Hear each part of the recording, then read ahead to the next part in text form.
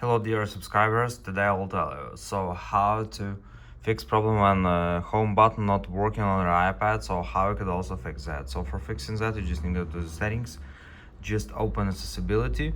After you just need to find here assistive touch, and after you just need to turn on assistive touch. So now you can also just place it whenever you want, and actually it will